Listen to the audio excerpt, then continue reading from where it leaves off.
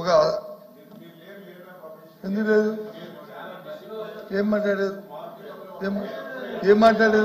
ఏం మాట్లాడారు? పేరు తీసుకున్నారు కాబట్టి నేను లేచాను, లేవను. నేను లేవవలసిన అవసరం లేదు, చెప్పవలసినప్పుడే చెప్తాను.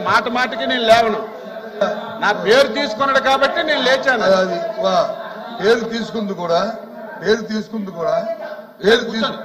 ఒక నిమిషం కూర్చోండి. పేరు తీసుకుంది కూడా, సభ్యుడి పేరు తీసుకుంది కూడా మీరు అన్ని మాటలు అన్నారని చెప్పారు తప్ప మీరు అన్న మాటలు అన్నాడని చెప్పలే. మీరు పబ్లిక్ గా సభల్లో ఏం మాట్లాడారో ఏదైతే రికార్డులుగా పత్రికలు దాన్ని పెద్ద ఎత్తున ప్రచారం చేశావో ఆ విషయాన్ని మాట్లాడు తప్ప నేను అబద్ధాలు చెప్తే అసత్యాలు చెప్తే అప్పుడు ఇంకోటి ఉంది. అధ్యక్ష, సీనియర్ సభ్యులు 6 సార్లు ఎమ్మెల్యే అని ఇందా చెప్పారు, ఇంతకుముందు మంత్రులు చేశారు. మీకు సిగ్గుండాలంటే సిగ్గు ఏ ప్రభుత్వానికి ఉందో, ఏ నాయకులకు ఉందో, ఎవరు మాట ఇచ్చి మాట తప్పారో, ఎవరు సిగ్గుమాలిపి ఉన్నారో రాష్ట్ర ప్రజలకు తెలుసు. అధ్యక్ష, మీరు ఇచ్చే ఎంతసేపు అన్నారు super 6 super hit. What is super 6 super hit అంటే ఏంటి? 6 పథకాలు చేసిన తర్వాత అప్పుడు సక్సెస్. మాకు తెలిసిన తెలుగు భాష, మాకు తెలిసిన తెలుగు భాష అది. మరి మీరు అరకొరగా మూడు కార్యక్రమాలు చేసి అరకొరగా ఇంకా అవి చేస్తామని చెప్తున్నారు. ఓకే, అయితే చూద్దాం. ఇంకా 3 కార్యక్రమాలు చేయాలి కదా. అవి సూపర్ 6 సూపర్ హిట్. సామాన్యుడికి అంత జ్ఞానం లేదు అధ్యక్ష. రాష్ట్ర ప్రజలు అందరూ చెవులో పోటీగా ఉన్నారు, ప్రజలందరూ. చెప్పండి అధ్యక్ష, అధ్యక్ష, అది మా ప్రజలు అడుగుతారు. దానికి క్లారిఫికేషన్ అడుగుతున్నాం. అది చెప్పని అడుగుతుంటే ఎందుకు కోపం అయిపోతారు? మీరు ఎందుకు మీకు సహనం వస్తుంది, అవసరం వస్తుంది? ఎందుకు సహనం కోల్పోతున్నారు? అధ్యక్ష, నాకు అర్థం అవట్లే. మరి అధ్యక్ష, సూపర్ 6 సూపర్ హిట్ కాదు, సూపర్ డూపర్ హిట్. మేమిచ్చిన పథకాలు, మేమిచ్చిన హామీలు అమలు చేశాము కాబట్టే మొన్న 1 సంవత్సరం తరువాత మీ నాయకుడు జిల్లాలో 2 జడ్పీటీసీ ఎన్నికలు జరిగితే ప్రజలు వన్ సైడ్ గా మీకు డిపాజిట్లు రాకుండా తెలుగుదేశం పార్టీ గెలిపించారంటే మేమిచ్చినటువంటి హామీలన్నీ అమలు చేశాం. ప్రజలు హ్యాపీగా ఉన్నారు కాబట్టే ఆ రిజల్ట్ వచ్చిందని కూడా గ్రహించాలి. మీరు ఈ రోజు నుంచి సూపర్ హిట్ కాదు అధ్యక్ష, సూపర్ 6 సూపర్ డూపర్ హిట్ అని చెప్పి మీరు మాట్లాడాలి. అధ్యక్ష, మంత్రి గారు ఏం మాట్లాడుతుందో నాకు అర్థం అవుతుంది అధ్యక్ష. దయచేసి అపార్థం చేసుకోవద్దు. కానీ రెండు వచ్చి జడ్పీటీసీ గెలిచామంటారు. ఏంటిది మాట్లాడండి. ఎందుకంత అసహనంగా ఉన్నారు? ఎందుకు సహనం కోల్పోతున్నారు? ఎందుకు వాస్తవాన్ని జీర్ణించుకోలేకపోతున్నారు? రెండు అంశాలు అధ్యక్ష. ఎన్నికల్లో వచ్చినప్పుడు మీ నాయకుడు కుప్పం మున్సిపాలిటీ కూడా మేము గెలిచాం, జ్ఞాపకం తెచ్చుకోండి. కుప్పం మున్సిపాలిటీ కూడా మేము గెలిచాం, జ్ఞాపకం తెచ్చుకోండి, మర్చిపోకండి. కుప్పం మున్సిపాలిటీ కూడా మేము గెలిచాం, జ్ఞాపకం తెచ్చుకోండి. అప్పుడు మీ నాయకుడు అక్కడ ఎమ్మెల్యే, చంద్రబాబు నాయుడు గారే ఎమ్మెల్యే, అది కూడా మేము గెలిచాం. కాబట్టి ఎప్పుడు అడగండి, వెళ్ళి ఇలా ఆఫీస్కి వెళ్ళి తీయండి రికార్డు. ఏంటి ఇది కాదు అధ్యక్ష, ఈ విషయం కాదు. నాయుడు గారు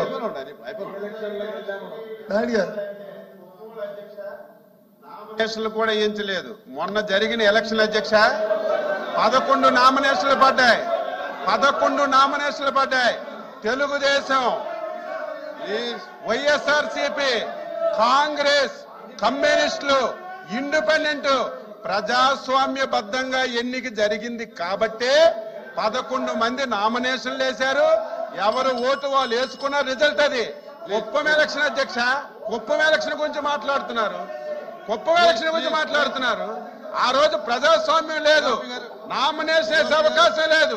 నామినేషన్ వేస్తే మధ్యలో పేజీలు కూడా సింపి వ్యవహరించి ఈ రోజు దాని గురించి మాట్లాడుతుంటే అర్థం లేకుండా ఈ రోజు ఇష్టం వచ్చినట్టుగా మాట్లాడుతుంటే ఊరికిండే ప్రశ్న లేదు. మాకివ్వండి, వాస్తవాలు చెప్తాం. కూర్చోండి. ఆ రోజు మీరు ఏ పార్టీకైనా నామినేషన్ వేయించారా? ఎవరైనా నామినేషన్ వేయడానికి రావడానికి ధైర్యం చేశారా? మొన్న అధ్యక్ష ప్రజాస్వామ్యబద్ధంగా అన్ని పార్టీలు, కాంగ్రెస్ వేశారు, వైసీపీ వేసింది, కమ్యూనిస్ట్ పార్టీలు వేశారు, ఇండిపెండెంట్లు వేశారు, సామాన్య పౌరుడు వేశాడు.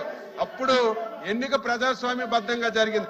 మీరు ఎప్పుడైనా మీ 5 సంవత్సరాల్లో ఏ ఎలక్షన్ అయినా ప్రజాస్వామ్యబద్ధంగా ఎక్కడైనా జరిపిస్తే దాన్ని మీరు ఉదాహరణగా మాట్లాడితే స్వీకరిస్తాం. అధ్యక్ష దయచేసి మీ ద్వారా మంత్రులకి రిక్వెస్ట్ చేస్తున్నాం. మీ ద్వారా మాకు అభ్యంతరం లేదు, మీరు ఏం మాట్లాడుకున్నా మాకు అభ్యంతరం. కానీ సమయం పాటించి సభ్యులు చెప్తుంది వినిన తర్వాత మీరు మాట్లాడండి, మాకు అభ్యంతరం లేదు. కానీ మధ్యలో ఇంటరప్షన్ చేస్తామంటే ప్రజాస్వామ్యం చేతులు తీసుకుంటాం, అవసరం తీసుకుంటే చూస్తూ ఊరుకునేది లేదు. మేము కూడా మీరు అన్నారు కదాక అలాగే చెప్తున్నాం. కాదు, ఎవరికి సమాన హక్కులు ఉంటాయి సభలను, పెద్దలు ఉన్నారు, పెద్దలందరికీ తెలుసు. మేము దానికి అధిగమించి చెప్తే సభ్యులు మాట్లాడి రాసుకోండి, చెప్పండి మీ సమయం వచ్చినప్పుడు, లేకపోతే దాన్ని కారణం చెప్పండి. అంతేగాని అతను చెప్పింది వచ్చి కాదంటే ఉద్యోగాలు మేమే ఇచ్చామంటే ఉద్యోగాలు నిన్న ఏదో సూపర్ సక్సెస్ పెట్టుకున్నారు, 15,000 ఉద్యోగాలు ఇచ్చారు. ఓకే, మేము ఈ సమయానికి మేము 1,50,000 ఉద్యోగాలు ఇచ్చాం. ఈ సమయం 1,50,000 ఉద్యోగాలు ఇచ్చాం. ఈ సమయానికి ఈ సంవత్సరాలు కావాలంటే 1,50,000 ఉద్యోగాలు ఇచ్చాం. ఇప్పుడు మా బుజకీర్తిలో తొలగకుండా కదా ప్రభుత్వం బాధ్యతలు, కూర్చోండి, ప్రభుత్వం బాధ్యత. కాబట్టి దయచేసి సార్ వద్దండి, ఇంకా మంత్రి గారు చర్చ ముందుకెళ్ళండి. ఏంటి 1,50,000 1,50,000 ఉద్యోగాలు ఇచ్చారు అధ్యక్ష. 1,50,000 ఉద్యోగాలు ఇచ్చారు. అందులో వాళ్ళ కార్యకర్తలకి వాలంటరీ ఉద్యోగాలు ఇచ్చారు. అధ్యక్ష పోనీ కనీసం వీళ్ళు కార్యకర్తలకు ఇచ్చినటువంటి ఆ ఉద్యోగాలు కూడా వీళ్ళకి అధికారంలో ఉన్నప్పుడు రెన్యూలు కూడా చేయలేదు అధ్యక్ష. ఆ ఉద్యోగాలు కూడా తీశారు. వీళ్ళు అధికారంలో ఉన్నప్పుడే ఆ ఉద్యోగాలు తీశారు, రెన్యూలు కూడా చేయలేదు. ఈ రోజు నిన్న అధ్యక్ష, నిన్న ఎవరైనా సరే ఈ రాష్ట్రంలో నిన్న జరిగినటువంటి కార్యక్రమానికి వచ్చిన వెంటనే నిన్న ఎలాగా అపోజిషన్ లీడర్ గారు ఇక్కడ రాలేకపోయారు. మీటింగ్ నిన్న పిలిచాం, నిన్న సభకు కూడా పిలిచాం, రాలేదు. కనీసం ఇక్కడికి వచ్చిన తర్వాత మొదట్లేసి చాలా శబాస్, నిన్న 17,000 ఉద్యోగాలు ఇచ్చారు, ప్రభుత్వం మంచి పని చేసిందని ఒక మాట, మంచి మాట చెప్తారని విన్నాం. 1,50,000 ఏ ఉద్యోగాలు అవి? మేము 5.5 లక్షలు. దురదృష్టం ఏంటంటే కూర్చోండి అధ్యక్ష, దురదృష్టం ఏంటంటే ఏ ఉద్యోగం ఇచ్చాము సరే మీరున్నామో అది రేపు చెప్తారు. దురదృష్టం ఆలోచన లేకుండా అది చెప్పిన ఏ అంశం మేము మాట్లాడుతాం తెలుసుకోకుండా ఎక్కువగా ఏదో ఉన్నాం కదా మేము మాట్లాడాలంటే కాదు. మేము 1,50,000 ఉద్యోగాలు, ప్రభుత్వ ఉద్యోగాలు నోటిఫికేషన్ ఇచ్చి ఈ సమయానికే ఇచ్చిందాక అమెండ్మెంట్ కూడా పెట్టారు మనోహర్ గారు డిప్యూటీ సీఎం గారి తరఫున. ఏమని ఒక డిపార్ట్మెంట్ నుంచి కాదు ఇంకో డిపార్ట్మెంట్కి. వాళ్ళందరూ మా కార్యకర్తలా చెప్పండి. ఇవాళ రాష్ట్రంలో యువ సెక్రటరీలందరూ మా కార్యకర్తలా? ఇదా ఎక్కడండి కార్యకర్తలు అంటే ఏంటండి? దయచేసి ఈ ధర్మం అండి ఉద్యోగస్తుడికి ఆపాదించిన పార్టీని ఇదా? Please please. కాబట్టి దయచేసి మా సభ్యులు మాట్లాడుతున్నప్పుడు మీ మంత్రులు రాసుకోండి, మాకు అభ్యంతరం లేదు. సాంప్రదాయం కాదు, మీ మధ్యలో ఇంటర్వ్యూ చేస్తాండి, మీరు చేయండి. అదే సాంప్రదాయాన్ని ఉపయోగించి అదే వర్తిస్తారు. కాబట్టి ఆ సాంప్రదాయం వద్దనేది నా కోరిక. అధ్యక్షుడు వారు ఆ ప్రభుత్వానికి మహిళలంటే చాలా గౌరవం అధ్యక్ష. మొన్న కూడా నారా లోకేష్ గారు చాలా గంభీరంగా చెప్పారు అధ్యక్ష. అయితే నేనేమంటానంటే నిండు సభలో మహిళలు ఉన్నటువంటి సభలో అచ్చెన్నాయుడు గారు ఆడబిడ్డని ఇది ఇవ్వాలంటే ఈ ఆంధ్రప్రదేశ్ని అమ్మేయాలా లేదా అన్నారా లేదా చెప్పండి అధ్యక్ష.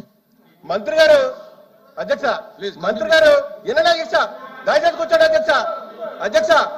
మంత్రి గారు చాలా విషయాలు మర్చిపోతారు అధ్యక్ష. వేరే విషయంలో మంత్రి గారు చాలా విషయాలు మర్చిపోతారు అధ్యక్ష. వేరే దాన్ని కంటిన్యూ అధ్యక్ష, ఎందుకంటే తిరుపతి ఉప ఎన్నికల్లో వారి పార్టీ కోసం ఏం మాట్లాడారు కూడా మరి మంత్రి గారు మర్చిపోయారు అధ్యక్ష.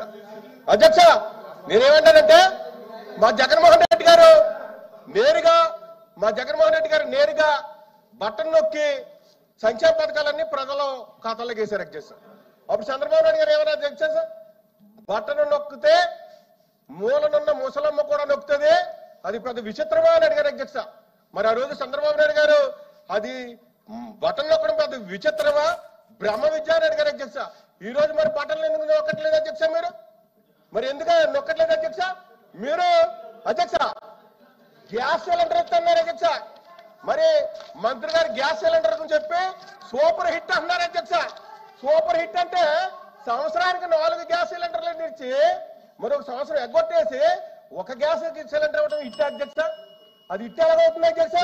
అది హిట్ కాదు అధ్యక్ష. ఇక వచ్చేటప్పటికి 50 సంవత్సరాలకే ఎస్సీ ఎస్టీ బీసీ మైనార్టీలకు ఉన్నటువంటి మహిళలకి మరి పెన్షన్ ఇస్తారని చేశారు అధ్యక్ష. పెన్షన్ ఇస్తానన్నారు అధ్యక్ష. ఏది అధ్యక్ష? మీరు ఎక్కడ ఇచ్చారు అధ్యక్ష? ఇవ్వలేదు అధ్యక్ష. నేనేమంటానంటే మీరు నెక్స్ట్ రామచంద్ర రెడ్డి గారు ప్లీజ్ కూర్చోండి. ఇంకా కూర్చోండి. ఇజ్రాయల్ గారు కూర్చోవాలి. రామచంద్ర రెడ్డి గారు కూర్చోండి. క్లోజ్ చేయండి. కంప్లీట్ గా వర్తం చేయమంటే అది చేయట్లేదు కానీ అధ్యక్ష. ఈ రాష్ట్రంలో ఒక రెడ్ బుక్ రాజ్యాంగం అమలు పరుస్తున్నారు అధ్యక్ష. మా కార్యకర్తల మీద అక్రమ కేసులు, సోషల్ మీడియాలో ఏదైనా పోస్టులు పెడుతుంటే అక్రమ కేసులు, దళితులకి రక్షణ లేదు, మహిళలకు రక్షణ లేదు, టోటల్ గా ఎదురెడితే మాత్రం రేపు నా మీద కూడా కేసు పెట్టే పరిస్థితి ఉంటుంది అధ్యక్ష. అందుకని మీరు ఇచ్చినటువంటి సూపర్ 6 రామచంద్ర రెడ్డి గారు ప్లీజ్ కూర్చో. రామచంద్ర రెడ్డి గారు నమస్కారాలు అధ్యక్ష. సూపర్ 6 పథకాల గురించి మాట్లాడడానికి అవకాశం ఇచ్చారు. స్వాతంత్ర 2024లో జరిగిన సూపర్ 6 హామీలతో సహా 143 హామీలు మేనిఫెస్టో ముఖ్యమంత్రి చంద్రబాబు గారు రిలీజ్ చేసి తప్పనిసరిగా ఇవి మేము అధికారంలోకి వస్తానే ఇవన్నీ కూడా అమలు పరుస్తామని చెప్పడం జరిగింది అధ్యక్ష. అయితే అధ్యక్ష ఇప్పటి వరకు కూడా ఫీజు రియంబర్స్మెంట్ నిధులు ఇంతవరకు రిలీజ్ చేయకుండా విద్యార్థులను ఇబ్బంది పెడుతున్నారు అధ్యక్ష. అలాగే అధ్యక్ష ఉద్యోగులకు ఐఆర్ లేదు, 4 డిఏలు కూడా ఇంకా పెండింగ్ ఉన్నాయి అధ్యక్ష. అలాగే అధ్యక్ష రాష్ట్రంలో ఉండేటటువంటి పేదలందరికీ కూడా ఒక ఇండ్లు కూడా ఇంకా నిర్మాణ కార్యక్రమం జరగలేదు అధ్యక్ష. అలాగే అధ్యక్ష ఆరోగ్యశ్రీ ఈ రోజు సక్రమంగా అమలు జరగకుండా నీరు గార్చే ప్రయత్నం జరుగుతున్నది అధ్యక్ష. అలాగే అధ్యక్ష రాష్ట్ర వ్యాప్తంగా ఉండేటటువంటి రైతులందరూ కూడా పంటలకు గిట్టుబాటు ధర లేక ఇబ్బంది పడుతున్నారు అధ్యక్ష. అలాగే అధ్యక్ష పెంచం అంటూనే విద్యుత్ ఛార్జీలు పెంచి 15,485 కోట్లు ఇబ్బంది పెట్టడం జరిగింది అధ్యక్ష. 15 నెలలుగా ఏమీ చేయకపోగా జగన్మోహన్ రెడ్డి ప్రభుత్వం వచ్చినప్పుడు తొలి ఏడాది ఫస్ట్ సంవత్సరమే దాదాపు 95% హామీలను అమలు పరిచారు అధ్యక్ష. స్వాతంత్ర ఎన్నికల్లో సూపర్ 6 తో సహా 143 హామీలతో చంద్రబాబు మేనిఫెస్టో రిలీజ్ చేస్తే వైసీపీ ప్రభుత్వం అమలు చేస్తున్న సంక్షేమ పథకాలు కొనసాగించడంతో పాటు అంతకంటే 2 అధికంగా సంక్షేమ పథకాలు అందిస్తామని ప్రజానీకానికంతా కూడా ఈ టీడీపీ కూటమి చెప్పడం జరిగింది అధ్యక్ష. నేను వివరంగా ఒక్కొక్క పథకం గురించి చెప్తాను అధ్యక్ష.